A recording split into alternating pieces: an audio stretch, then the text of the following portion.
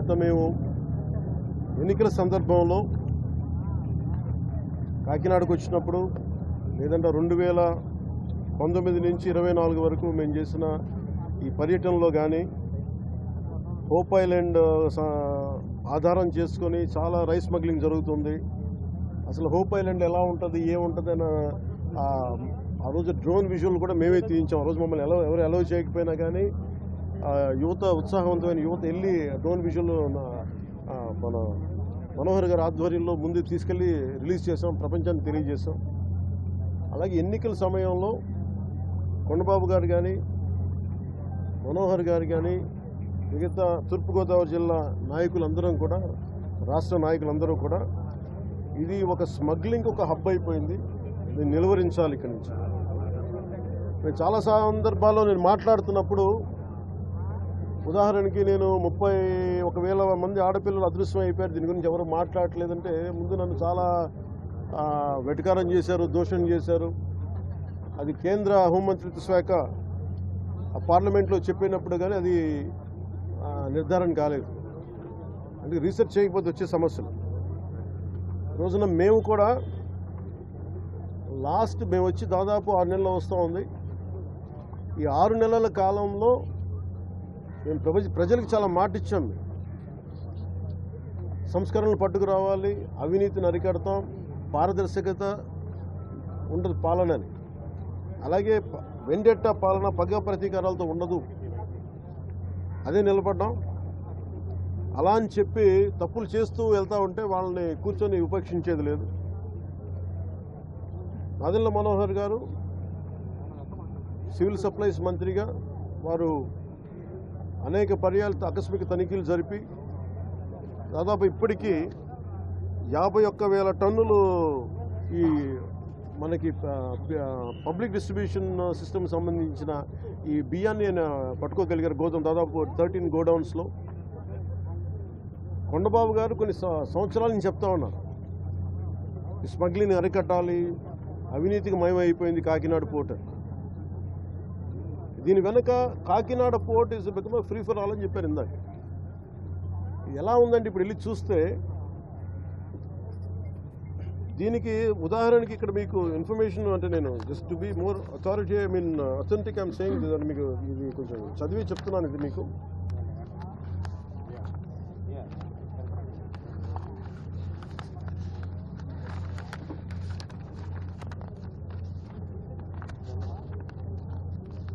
కాకినాడ పోర్టుకి రోజుకి 1000 నుంచి 1100 లారీలు వస్తాయి. ఇది ప్రపంచంలో వివిధ ప్రాంతాలకి బియ్యం ఎగుమతి చేసే ఆ పోర్టులో చాలా కీలకమైంది. కానీ ఇంత పెద్ద పోర్టుకి ఇందాక ఈ వాళ్ళ సెక్యూరిటీ అధికారిని అడుగుతూ ఉన్నాను, ఎంతమంది ఉన్నారు మీ దగ్గర అంటే 1000 నుంచి 1100 లారీలు వెళ్ళే ఈ పోర్టుకి 16 మంది సెక్యూరిటీ. లారీకి ఎంతమంది ఉన్నారు మీరు అర్థం చేసుకోండి. అసలు విచిత్రంగా మనోహర్ గారు పట్టుకొని కేసులు పెట్టి అధికారులకి చెప్పినా కానీ అటు పోలీస్ కానీ రెవెన్యూ కానీ సివిల్ సప్లైస్ కానీ యాక్షన్ చాలా నామమాత్రంగా తీసుకుంటా ఉన్నాను. నేను చాలా సందర్భాల్లో ఆయన అడుగుతూ ఉన్నాను, క్యాబినెట్ మీటింగ్స్లో అడిగాను ఏం జరుగుతుందని.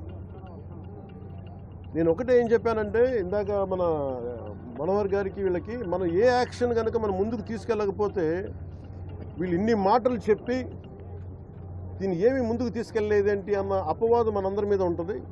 మన ఇంటెన్షన్ వేరు, జరుగుతుంది వేరు, మన యాక్షన్స్ దాని కాన్సిక్వెన్సెస్ సరిగ్గా వీళ్ళు సహకరించట్లేదు. ఇది ప్రజల దృష్టిలో పెట్టాలి. ఇది నిన్న ఢిల్లీ నుంచి వచ్చి అసలు యాక్చువల్లీ ఈరోజు నాకు ఈ ప్రోగ్రాం లేదు. నాకు ఈ రోజున నిన్న రాత్రి స్టెల్లా అనే షిప్లో ఇన్ని 100 టన్నులు పట్టుకున్నారు, పనామాకు సంబంధించిన స్టెల్లా అనే షిప్లో.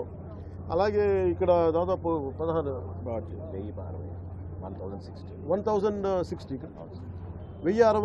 మెట్రిక్ టన్నులు ఇక్కడ పట్టుకున్నారు. ఇంత బలంగా సాక్ష్యాధారాలతో దొరికినప్పుడు దీన్ని ఎలా చేయాలని చూస్తే సమస్య ఎక్కడుంది అంటే ఇది చాలా డీప్ నెట్వర్క్. ఇది నేను వస్తాను అంటే నిన్న రాత్రి కూడా నాకు చాలామంది ఫోన్లు చేసి మెసేజ్లు ఏం పెడతారు, మీరు రావద్దు సార్ ఇక్కడికి అంటే. మీరు ఎందుకు రాకూడదంటే ఒక 10,000 మంది జీవితాలు అతలాకుతలం అయిపోతాయని. పోర్ట్ అనేది it is meant for exports. Kakinada port కానీ ఏ పోర్ట్ అయినా కానీ అనుమతి ఇచ్చింది ఎక్స్పోర్ట్కి, అంతేగాని స్మగ్లింగ్ కాదు. స్మగ్లింగ్ మీద చేసే విధానంలో కూర్చోబెట్టి దానికి పర్మిషన్, దానికి లైసెన్స్ ఇవ్వాల. లీగల్గా ఎక్స్పోర్ట్కి మాత్రమే ఇక్కడ పర్మిషన్ ఇచ్చారు దీనికి. కానీ వస్తే 10,000 మంది జీవితాలు అతలాకుతలం అయిపోతాయంటే నాకు ఒకటే అనిపించింది. ఇందాక లోపలికి వెళ్ళి కూర్చుంటే నన్ను ఎంత సహకారం లేదంటే నాకే, as a deputy chief minister of Andhra Pradesh నాకే సహకరించాల. ఇక్కడున్న ఈ ఏమో పోర్ట్ అధికారి, షిప్ అక్కడ స్టెల్లా అనే షిప్ ఉంది, పైకి ఎక్కాలి. దాన్ని ఒక దాదాపు 6 కంపార్ట్మెంట్స్లో దాన్ని ఏముంటుందండి, 6 కంపార్ట్మెంట్స్, 3 కంపార్ట్మెంట్స్ ఇది ఉంది. దాన్ని సీజ్ చేసి అక్కడ ఆఫ్ చేసాం. లోపలికి వెళ్ళి చెక్ చేద్దామంటే ఈ అనుకూలంగా లేదు మీకు పైకి ఎక్కడానికి అని చెప్పి అక్కడే తిప్పుతున్నాను నన్ను. ఇంత ఆబ్వియస్గా నాలాంటి వాడికి ఇంత ఆబ్వియస్గా అందరూ చూస్తుండగా, అంటే దీని వెనక ఎంత డీప్ రూటెడ్ నెట్వర్క్ పనిచేస్తాం మీ అందరికీ అర్థం. కొండబాబు గారు కూడా అదే చెప్తాం. చూడండి సార్ ఎలా ఉందంటే అదే చెప్తా ఉన్నారు. నేను మీకు ఎప్పటి నుంచో మొత్తుకున్నాను సార్, ఇదే మీకు మీ దృష్టికి తీసుకొస్తుందని. ఇందాక మీకు చెప్పాను, కొండబాబు మనం కూర్చోబెట్టి మనం మెత్తగుంటే సరిపోదు, మనం గట్టిగా మాట్లాడాలి దీని మీద మనం అందరం అని. అది చెప్తా ఉన్నాను కొండబాబు గారు. మనోహర్ గారికి ఆయన being a civil supplies minister నాకు ఏమి చేయాలి, నేను ఎన్నిసార్లు చేసిన యాక్షన్ ముందుకు వెళ్ళట్లేదంటే డిస్ట్రిక్ట్ సివిల్ సప్లైస్ అధికారిని పిలిచి నేను అడుగుతున్నాను రాగానే. నేను ఇక్కడున్న సెక్యూరిటీ అధికారిని అడిగా, చెక్ పోస్ట్ ఉన్న సెక్యూరిటీ అధికారి, మీకు పర్మిషన్ ఎవరు ఇచ్చారు, హూ చెక్స్ దిస్ అంటే మాకు నో అబ్జెక్షన్ సర్టిఫికేట్ ఉంది. ఎవరు ఇచ్చారు మీకు, దాని మీద అధికారికంగా ఏమైనా ఉత్తర ప్రత్యుత్తరాలు ఉన్నాయా? సమాధానం లేదు. డిస్ట్రిక్ట్ సివిల్ సప్లైస్ అధికారిని అడిగితే ఓకే నా కలెక్టర్ గారు చెప్పారు, కలెక్టర్ మీకు అధికారికంగా మీకు ఇచ్చారా, మీకు సమాధానం లేదు. ఇవన్నీ చూస్తుంటే ఇది ఏమైపోయిందంటే బాగా చాలా డీప్ ఇంట్రికేట్ నెట్వర్క్ లాగా ఉంది. మన రాష్ట్రం మీరు చూస్తే 25,000 టన్నుల heroin South America, that from Colombia నుంచి వైజాగ్ పోర్ట్లో దొరికింది. వైజాగ్ పోర్ట్లో ఇది గంజాయికి అడ్డా అయిపోయింది ఆంధ్రప్రదేశ్. నేను లోపలికి వెళ్ళి మాట్లాడి పైకి ఎక్కాలి అంటే తిప్పుతున్నారు, అక్కడే తిప్పుతున్నారు, వెళ్ళనివ్వట్ల. నాకు ఎంత ఆశ్చర్యం అనిపించిందంటే నేను వెళ్ళి కూర్చొని మాట్లాడుతూ ఉంటే మీకు చెప్పా you will have consequences for this అని చెప్పి. నేను మీకు తర్వాత వీడియోస్ కూడా మీకు రిలీజ్ చేస్తాను. లేదు సార్ మీకు రఫ్ సీ ఉంది, మీరు వెళ్ళటానికి లేదంటే, నేను చెన్నై నుంచి వచ్చాను. నేను రఫ్ సీస్ నాకు నా ఫ్రెండ్స్ సీమెన్స్ చాలామంది ఉండేవాళ్ళు, చాలామంది స్నేహితులు నాకు మద్రాస్ పోర్ట్లో పనిచేసేవాళ్ళు. ఎప్పుడు సరదాగా తీసుకెళ్తే అలలు పడవలోకి వచ్చి మనకి టక్ బోట్స్లోకి వచ్చి ఇంకా ఇలాంటి బోట్లోకి వచ్చి కొట్టే సమయంలో నన్ను తీసుకెళ్లేవాళ్ళు సీమెన్. నాకు చాలా ఆశ్చర్యం అనిపించింది. అలాగే సార్ వింటున్నా వీళ్ళు కథలు ఏం చెప్తాను. అలా వింటా ఉంటే మళ్ళీ పక్క ఎదురుగా షిప్లో ఈ చిన్న బోట్లు వేసుకొని మనకి ఈ టైర్లు కట్టుకొని ఒక 2 పెట్టుకొని వాళ్ళకి దింపుకుంటా మన ఎగుమతి చేసుకుంటా ఉన్నారు. నేను వాళ్ళు చూపించాను, you are doing it in very obvious way. మీ సీఈఓ ఎవరు, ఏదో సీఈఓ పేరు చెప్పారు, దీనికి ఓనర్ ఎవరు, ఆ సీఈఓ లేడు ఇక్కడ. ఓనర్ ఎవరు అంటే ఎవరు 2 పేర్లు చెప్పారు. వన్ ఈజ్ ఏదో Aurobindo వాళ్ళదంట.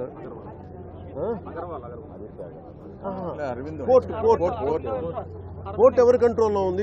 Purely it's not government, it's purely private control port. ఇది స్టేట్ కంట్రోల్ ఉన్న పోర్ట్. ఇది నాకు అనిపించింది ఇలా చూస్తే, లోపలికి వెళ్ళి చూస్తే మన హోప్ ఐలాండ్ చూస్తే అసలు ఏ విధంగా కట్టుదిట్టంగా లేదు. 975 కిలోమీటర్ కోస్ట్ లైన్ ఆంధ్రప్రదేశ్కి. India is going to be trillions of dollar, almost Modi గారు చెప్పిన $7 trillion ఎకానమీ ఉంది దీనికి భవిష్యత్తు. ప్రపంచ దేశాలు మనల్ని ఎదగనిస్తాయా లేదా, మన బలహీనతలు ఏంటని చూస్తారు. ఆంధ్రప్రదేశ్ కోస్ట్ లైన్ మనకు ఎంత బలమో అది మనకు అంత బలహీనత కూడా. ఎందుకు చెప్తున్నాను ఈ మాట అంటే, వైజాగ్కి పాకిస్తాన్ నుంచి వచ్చిన ఆ యుద్ధ సమయంలో మీకు గజనీ సబ్మెరీన్ చూడొచ్చు. నేను చెప్పాను ఈ రోజున మీకు ఇది పీడిఎస్, ఈ పబ్లిక్ డిస్ట్రిబ్యూషన్ రైస్ తాగదు స్మగ్లర్లు చేసేది. ఆర్డీఎక్స్లు ఇంపోర్ట్ చేసుకోవచ్చు. ఓఎన్జీసీ ఇలాంటి గ్యాస్ నిక్షేపాలు ఉన్న చాలా కీలకమైన ఇన్స్టిట్యూట్ మనకి వ్యవస్థలు సంస్థలు ఉన్నాయి ఇక్కడ. ఒక 100 కిలోల ఆర్డీఎక్స్ని తెచ్చేసుకుని ఎవరు చూసేవాళ్ళు ఎవరు లేడు, నాదుడు లేడు. It is not just about public distribution సంబంధించిన రైస్ సంబంధించిన ఒక్కటే కాదు ఇది. సో మ్యారిటైమ్ సెక్యూరిటీ ఇష్యూస్ కూడా ఉన్నాయి దీనికి. మ్యారిటైమ్ సెక్యూరిటీ ఎక్కడ ఉంది, మ్యారిటైమ్ పోలీసింగ్ ఎక్కడ ఉంది? ఈ పోర్ట్ ఫ్రీ ఫర్ ఆల్ అయిపోయింది. ఉగ్రవాదులు కసాబ్ లాంటి వాడు ఎలా వచ్చాడు, ఎక్కడ మనకి కరాచీ నుంచి బోట్లో వచ్చి కాల్ చేశాడు. ఇండియాకి చాలా వల్నరబుల్ పాయింట్ అయిపోయింది మన దగ్గరికి వచ్చి ఉగ్రవాదులు వచ్చి రావడానికి. ఇది కేవలం నేను ఒక పీడిఎఫ్ ఈ పబ్లిక్ డిస్ట్రిబ్యూషన్ సిస్టమ్ రైస్ సంబంధించి ఒకటే నేను మాట్లాడలేదు. వెరీ వల్నరబుల్ రిపోర్ట్ ఇది. ఎవరు దీన్ని పట్టించుకునే ఇది లేదు. ఎస్పీ గారికి నేను వెరీ బిగినింగ్ రోజున చెప్పాను. ఎస్పీ గారికి నేను స్వయంగా పిలిచి చెప్పాను, ఇది వల్నరబుల్గా ఉంది report, please focus on it అంటే ఇప్పుడు దాకా రిపోర్ట్ లేదు నాకు. ఇంకా కలెక్టర్ గారు ఇంకొంచెం ఇనిషియేటివ్ తీసుకొని చేయబట్టి మా మనోహర్ గారు, కొండబాబు గారు వీళ్ళందరూ కూర్చొని ఒక టీం లాగా పనిచేసి ఈ రోజున నేను పట్టుకోగలిగాను. మనకి మన సుధీర్ గారు కూడా సివిల్ సప్లైస్ చైర్మన్, ఆయన కూడా మీరు ఎంత పట్టుకున్నారండి నిన్న? ఇప్పుడు ఇది సమస్య ఎక్కడుందంటే first public distribution system rice నిజంగా బిలో పవర్టీ లైన్లో ఉన్న వాళ్ళకి కనీసం వాళ్ళకి అవసరానికి తిండి కానీ ఇవన్నీ అందించడం బియ్యం. అలాగే రైతుకి వాళ్ళకి స్థిరీకరణ వాళ్ళకి స్టెబిలిటీ ఇవ్వడానికి గిట్టుబాటు ధర ఇవ్వడానికి ప్రభుత్వం కొనే విధానం ఇది. దీనిని దాదాపు 43 రూపాయలు ఖర్చు అవుతుంది, 43 రూపాయల 50 పైసలు ఖర్చు అవుతుంది ఒక్కొక్క కిలోకి.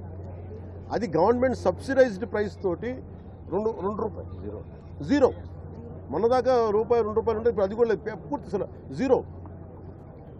వీళ్ళు 1300 వ్యాన్లు ఏవో పెట్టేసి గత ప్రభుత్వం ఇదివరకన్నా వెళ్ళి రేషన్ షాప్ డీలర్ దగ్గరికి పంపించేవాళ్ళేమో, కానీ ఈ ప్రభుత్వం వచ్చాక ఇప్పుడు ఏమైపోయింది, ఆ ration direct vans he's become బస్తాలు వేసుకురావడం పంపించేయడం, ఆ లబ్ధిదారులకే 300 రూపాయలు ఇవ్వడం.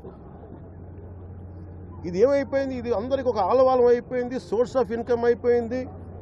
కొన్ని వేల కోట్లు దీని నుంచి వెళ్ళిపోతూ ఉన్నాయి. దారుణంగా ఆఫ్రికా దేశాల్లో దీన్ని 70 రూపాయలకి అమ్ముతారు.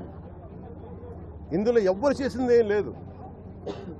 70 రూపాయలకి 73 రూపాయలకి అమ్ముతారు కేజీ. నాకు నిజంగా అనిపించింది ఏంటంటే, నిజంగా మనం ఈరోజు ప్రధానమంత్రి గారు చేసే ఈ విదేశాంగ విధానంలో మనం 70 రూపాయలు కానీ ఆఫ్రికా దేశాలకి ఇవన్నీ మనకి ఇలాంటి తప్పులు జరగకుండా ఉంటే కనీసం 43 రూపాయలకి ఇస్తే మనం దేశ పరపతి పెరుగుతుంది. మనకి అన్యాయంగా అకారణంగా స్మగ్లర్ల చేతిలోకి వెళ్ళిపోతుంది. వీళ్ళకి ఎంత ధైర్యం అంటే వీళ్ళందరికీ కూర్చోబెట్టి కోర్టులకు వెళ్తారు. కోర్టులకు వెళ్ళి నా మీద ఒత్తిడి పెడతా ఉన్నారు, నా మీద కూర్చోబెట్టి మీరేం చేయలేరు ఇట్లా మాట్లాడుతున్నారు నాతోటి. నేను ఈరోజు ఇందాకే చెప్పాను, ఫస్ట్ దీనికి సంబంధిత పోర్ట్ ఎవరు, సీఈఓ ఎవరో, ఈ స్టేక్ హోల్డర్స్ ఎవరు, వాళ్ళకి నోటీసులు పంపించినాను. ఆ షిప్ని సీజ్ చేయండి. నేను I want to right a letter to home ministry. Amit Shah గారు లెటర్ రాద్దాం అనుకున్నాను. ఇది మోస్ట్ వల్నరబుల్ పోర్ట్. ఇది మ్యారిటైమ్ సెక్యూరిటీకి, నేషనల్ సెక్యూరిటీకి చాలా ఇబ్బందిగా ఉంది. ఇక్కడ కీ ఇన్స్టలేషన్స్ ఉన్నాయి. ఇక్కడ ఓఎన్జీసీ గ్యాస్ నిక్షేపాలు చాలా కీ ఇన్స్టలేషన్స్ ఉన్నాయి. తూర్పుగోదావరి జిల్లా అంతా, ఉమ్మడి తూర్పుగోదావరి జిల్లా అంతా కేజీ బేసిన్ ఉంది.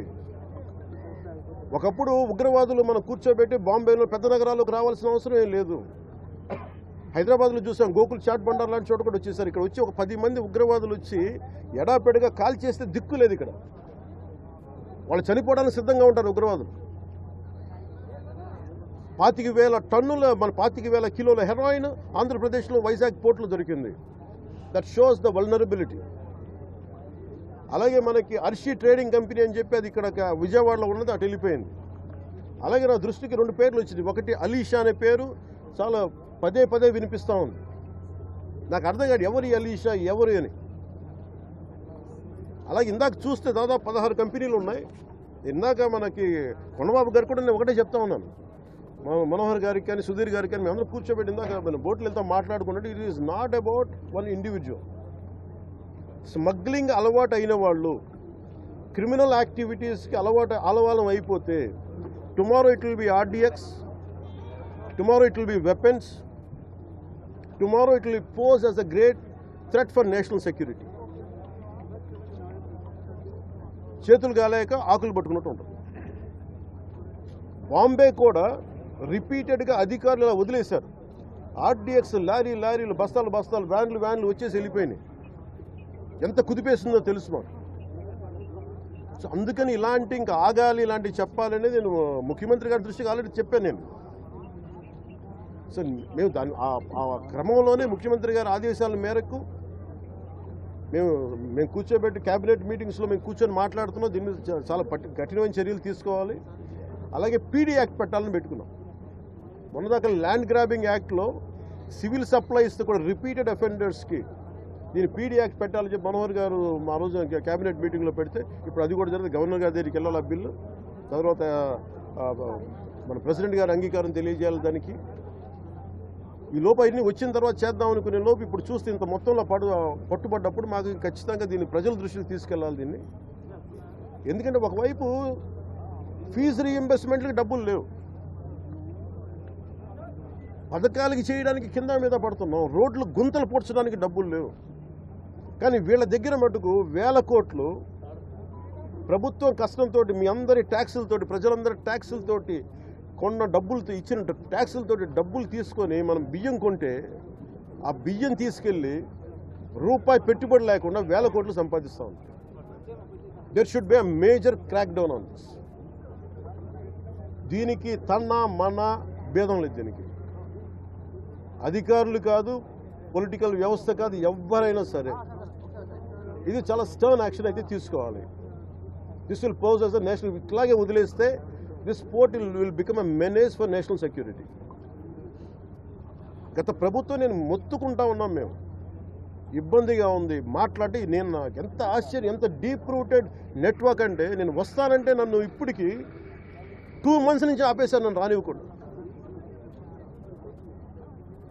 ఉన్నత స్థాయి అధికారుల దగ్గర నుంచి లేదు సార్, అక్కడికి వెళ్తే కొంచెం ఇదవుతుంది సార్, ఎందుకు సార్ ఇప్పుడు కాదు సార్, తర్వాత సార్ ఇప్పుడు యాక్షన్ తీసుకున్నాం సార్, రిపీటెడ్గా చెప్తా ఉన్నాను. నాకు నిన్న విసిపోయిన పోలీసు వస్తారా రండి, లేదంటే నేను కూర్చోబెట్టి నేను కారులో నేను వెళ్ళిపోతాను, అధికారులు నా పక్కన రాకపోయినా పర్లేదు.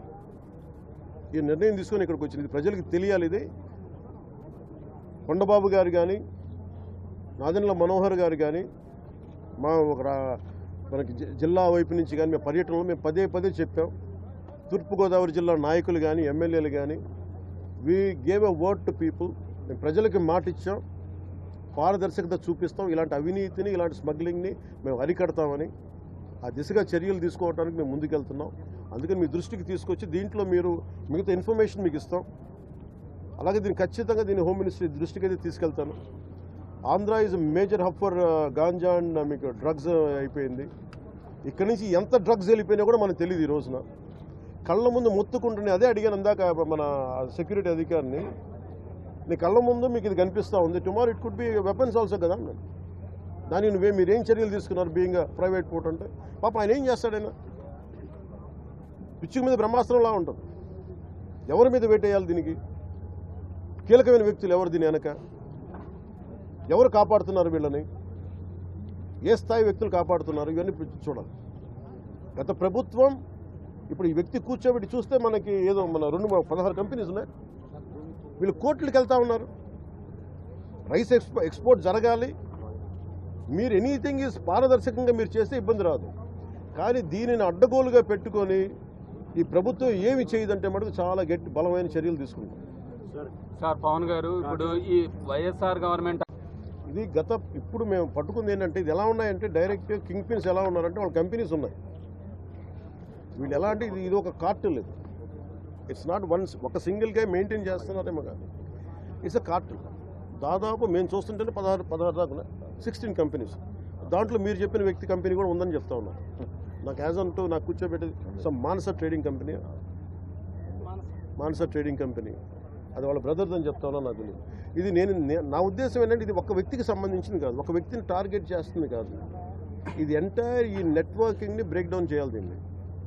అలాగే మేము ఇప్పుడు ఇది మీకు ఎందుకు ఉందంటే ఏదైనా ముందుకు వెళ్ళనివ్వట్ల. ఇక్కడ ఉన్న అధికార యంత్రాంగంలో కూడా కొంత ప్రక్షాళన జరగాలి. చాలా బలంగా గార్డు చేస్తాను, ఎవరో తెలియట్లేదు. కానీ ఇంకా నేను ఇప్పుడు దాకా దీని మీద దృష్టి సారించలేదు. సార్ సివిల్ సప్లై వ్యవస్థ మీ చేతుల్లో ఉంది. డిఎస్ఓ గత 2-3 నా చేతులు లేదు, మనోహర్ గారి ఈ చేతులు. మనోహర్ గారి చేతుల్లోనే ఉంది. వాళ్ళ కల్లో పనిచేస్తున్న సివిల్ సప్లై అధికారులు ఇప్పుడు పనిచేస్తున్నారు. సిఐడి ఎంక్వైరీ ఎప్పుడనేది చెప్పండి సార్. అది కూడా సిఐడి ఎంక్వైరీ వేస్తా అన్నీ ఉన్నారు. చెప్తాను. మీకు తెలుసు కదా, when I give a word, I want to take a very stern action. నేను నా మాటకు నేను కట్టుబడి ఎందుకంటే లా అండ్ ఆర్డర్ నా చేతిలో లేదు. లా అండ్ ఆర్డర్ ఎందుకు మీకు ఎగ్జాక్ట్ ఈ టైం లైన్లో నేను ఇస్తాను అని చెప్పే నా దగ్గర ఆ అధికారం నా దగ్గర లేదు. నా దగ్గర ఏముందంటే ఇది కూర్చో will bring them to justice. అది సిఐడికి మించి ఉండాలా, లేదంటే will I appeal to CBI, ఇవన్నీ మేము అంతర్గతంగా క్యాబినెట్లో తీసుకునే నిర్ణయాలు. అందువల్ల కేవలం మీరు సిఐడికి పరిమితం చేస్తాం, సిఐడి దాటి వెళ్ళాలా. ఎందుకంటే అసలు టోటల్గా మ్యారిటైమ్ సెక్యూరిటీ ఇష్యూస్ ఏమున్నాయి ఇది చాలా కొంచెం పెద్ద స్థాయిలో చూడాలి. సార్ ఇంకోటి ఏంటంటే ఇక్కడ షిప్పులు వస్తున్నాయి. షిప్పుల్లో కూడా దాదాపు 15 కేవలం సెంట్రల్ గవర్నమెంట్ సెంట్రల్ గవర్నమెంట్ సంబంధం లేదు, ప్యూర్లీ స్టేట్ కంట్రోల్లో ఉంది. స్టేట్ కంట్రోల్ పోర్టు, స్టేట్ సంబంధించిన పోర్టు అధికారులు ఒకరు ఉన్నారు. నేను వాళ్ళని కూడా మీరు వస్తేనే ఆయన కనబడలేదంటే పెద్ద CEO కానీ మీకు అదే చెప్తున్నాను కదా. అంటే నన్ను మీకు ఎందుకు ఇంత మొత్తుకున్నాను వచ్చి నన్ను రాకుండా చేయడానికి ఇంకా నాకు విసుగొచ్చి ఇక నాలాంటి వ్యక్తిని రానివ్వట్లేదని. ఇది ఎంత డీప్ రూటెడ్ వ్యవస్థ, దీన్ని అంటే ఎంత కుళ్ళు పట్టేస్తుందో ఈ వ్యవస్థకి, ఈ పర్టికులర్ రైస్ స్మగ్లింగ్ సంబంధించి దీని ప్రక్షాళన జరగాలని కోరుకుంటున్నాను. అక్కడ సౌత్ ఆఫ్రికాలో వాళ్ళది స్టేపుల్ డైట్ రైస్. వాళ్ళకి పాపం నిజంగా చెప్పాలంటే వాళ్ళకి సబ్స్టాండర్డ్ రైస్ పంపిస్తుంది. సార్ జనసేన గతంలో లబ్ధిదారులకు నేరుగా అకౌంట్లో వేస్తారని మీరు గతంలో నినాదం తీసుకున్నారు. అదేమన్నా ఇప్పుడు ఎందుకంటే ఈ రైస్ 90% కూడా ఎవరు తినట్లేదు సార్, డైరెక్ట్ గా ఇష్యూ అమ్మేస్తున్నారు. నాకు ఇది బాగా తెలుసండి. ఇది తినని బియ్యం. ప్రాబ్లం ఏమవుతుందంటే ఎవరు తినని బియ్యం ఇది కేవలం ఇది నా ఉద్దేశంలో ఇది నేను కేంద్ర ప్రభుత్వం దృష్టికి తీసుకెళ్ళాలి, ఎట్లా ముఖ్యమంత్రి గారి దృష్టికి ఎలాగ తీసుకెళ్తాను. కానీ కేంద్ర ప్రభుత్వం దృష్టికి మీరు అంటే ఇది ఒక రూల్ అయిపోయింది. చెప్పండి సార్, రూల్ మీరు చెప్పండి. మనం ఇందా పొద్దున మాట్లాడుతుంది. నేను వెళ్ళి మీ అందరి ముందు మీ అందరి సమక్షంలో వెళ్తే నేను షిప్లోకి వెళ్ళిన దీన్ని బట్టి హౌ డీప్ ఇట్ ఈస్. బియ్యం పట్టుకున్నప్పుడు కనీసం ల్యాబ్ టెక్నీషియన్ కూడా రాలేదు సార్. లారీలు అయినా టెక్నీషియన్ కూడా రాలేదు సార్. చెక్ పోస్ట్ పెట్టినప్పుడు 24/7 తనిఖీలు అన్నారు సార్. రాత్రులు పూట చేయట్లేదని ఎన్ఓసి ఇచ్చేసారు కలెక్టర్ గారు అంటారు. నేను కలెక్టర్ గారిని అడిగాను, మీరు మాట్లాడుతుంటే నేను మాట్లాడకూడదు కాబట్టి ఆయన అడిగితే నీకు అధికారికంగా ఇచ్చారా చెప్పారా అన్న సమాధానం లేదు. స్థానిక రైస్ మిల్లర్స్ అంతా కూడా ఒక సిండికేట్ గా ఏర్పడి దీనికి కొంత పడుతున్నారు అనేది ఒకటి ఉంది. ఇతర రాష్ట్రాలలో కూడా ఇక్కడికి తరలించి ఏదైనా కానీ మీరు ఒకసారి ఒక తప్పు అలౌ చేస్తే, ఒక kind of smuggling activity allow చేస్తే ఇది మిల్లర్లకి సంబంధం లేదు. జర part of it that's different issue. ఇది మిల్లర్లకు సంబంధం లేదు. ఇది ఏదైనా సరే చట్టబద్ధతతో చేస్తే ఈ వ్యాపారంలో ఇబ్బందులు లేవు. కానీ ప్రజలకు చెందాల్సిన బియ్యాన్ని వాళ్ళు తినక స్టేట్ ఎక్స్చేంజ్ నిజంగా ఆ డబ్బులే కనుక ఉంటే ఈ రోజున విద్యార్థులకు కానీ మనకి ఎయిడెడ్ కాలేజెస్ ముయ్యాల్సిన అవసరం లేదు, ఫీజు రీయింబర్స్మెంట్లకు ఇబ్బంది రాదు, గోతులు పూడ్చే డబ్బులు మన ఏంటిది ఏఐబి రోడ్డు ఈ పాటికి అయిపోయింది. ఏడీబీ రోడ్డు చెప్పాను మీకు డబ్బు ఎక్కడికి వెళ్ళిపోతుందంటే దిస్ హౌ. అందుకని మేము ఇప్పుడు నాణ్యమైన బియ్యం సార్ ఇప్పుడు నాణ్యమైన బియ్యం స్టేట్ మొత్తం అంతా ఇక్కడికి కేంద్రంగా అయితే కాకినాడ వస్తుంది సార్ బియ్యం అంతా కూడా. అయితే రేషన్ బియ్యం అంతా స్టేట్ వారి మీద పెట్టాలి కదా మీరు. అసలు మీ వెనకాల ఎవరు అంటే ఇది శక్తిలో ఒక గ్రూప్, ఒకళ్ళు కాదు, ఒక వ్యక్తి కాదు. అదే సార్ ఇది ఎలా ఇది నాకు తెలియదు అన్నాను. నాకేం అర్థం. ఫస్ట్ మీరు చెప్పారు సార్ ఇప్పుడు ఏం లేదు అంతా బాగుందంటే నేను సరే మీరందరూ ఉదాహరణకి ఏదో చెప్పారు అనుకున్నాను. మీరందరూ ఒక సీనియర్ జర్నలిస్టులు, మీకు అవగాహన ఉంది. కానీ మీరు చెప్పిన మాట మేబీ ఎందుకు ఎదురెళ్ళటం రాను. నాకేం చెప్తారు వస్తే సార్ అక్కడ కొంచెం ఇబ్బంది అవుతుంది సార్, మీకు సెక్యూరిటీ కల్పించలేం, ప్రొడక్షన్ చేయలేం, లేదంటే సింపుల్గా నాకు ఎందుకు ఆఫ్ చేస్తారో చెప్తా. సార్ మీరు వస్తే అక్కడ ఎక్స్పోర్ట్స్ ఆగిపోతాయి, టైం లైన్ ఆగిపోతుంది, అక్కడ మీరు కరెక్ట్గా కూర్చోబెట్టి మళ్ళీ మనకి ఇంటర్నేషనల్ ఇష్యూస్ వచ్చేస్తాయి అంటారు. నేను అనవసరంగా వెళ్ళి ఈ జంజాటలు నేను ఎందుకు ఇరుక్కోవడం, మళ్ళీ ఆ చెడ్డ పేరు మళ్ళీ మన రాష్ట్రానికి ఎందుకని నేను అనుకోండి. ఇలానే ఒకసారి అయిపోయారు. ఇంకోసారి ఏమో లేదు సార్ చాలామంది జీవితాలు పాపం కార్మికులు రోడ్డున పడతారంట. కార్మికులు ఎందుకు రోడ్డున పడతారు? కార్మికులు ఎవరు స్మగ్లింగ్ చేయాలని అనుకోరే. వాళ్ళకి ఇస్తే బస్తా తీసుకెళ్ళి లోపల వేయాలి, మనకి ఎక్కిస్తారు. లేబర్ ఛార్జ్ ఉంటుంది, అంతేగాని వాళ్ళకి స్మగ్లింగ్కి సంబంధం ఏముంది? సార్ పట్టుకున్న బియ్యం బ్యాంక్ గ్యారంటీ అంటున్నారు, దానికి గ్యారంటీ ఉందని చెప్పి అట్లీస్ట్ అది మనోహర్ గారి పోరాటం అండి, అది కూడా మనోహర్ గారు మాట్లాడి చేశారు. అలాగే మీరు అంటున్న ఈ క్వాలిటీ బియ్యం అంటే ఇది సమిష్టిగా మేమందరం కూర్చొని ఇది ఉంది, ఈ థాట్ కూడా ఉంది. తినని బియ్యం ఇవ్వడం దేనికి? తద్వారా అది ఎందుకంటే ఈ ప్రాబ్లం ఏముందంటే ఇది జస్ట్ స్టేట్ సబ్జెక్ట్ కదా, సెంట్రల్ సబ్జెక్ట్ కూడా.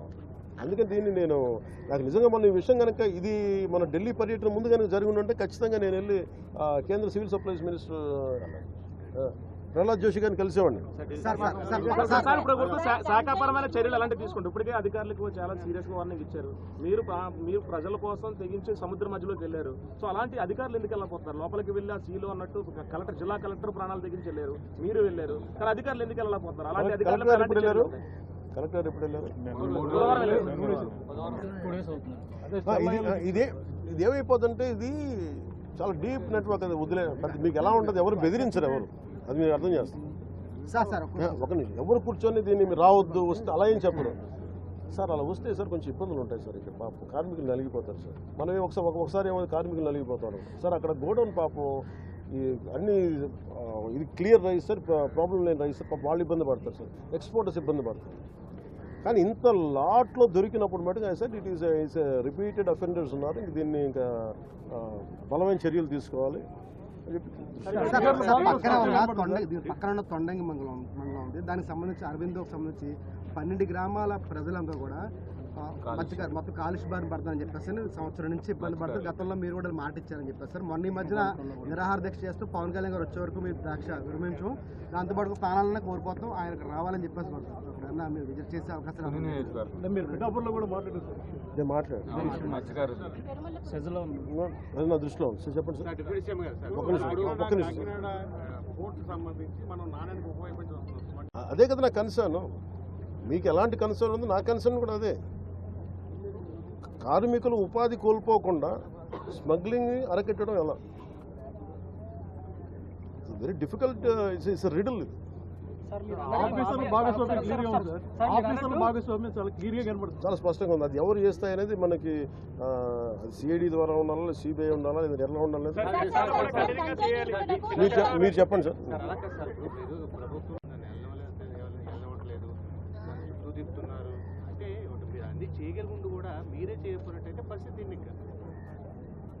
మీకు అర్థమవుతుంది కదా కొన్నిసార్లు హౌ ఇంట్రికేట్ అనేది. ఇప్పుడు మీ దగ్గర కాన్ఫ్లిక్ట్ ఉంది, మీ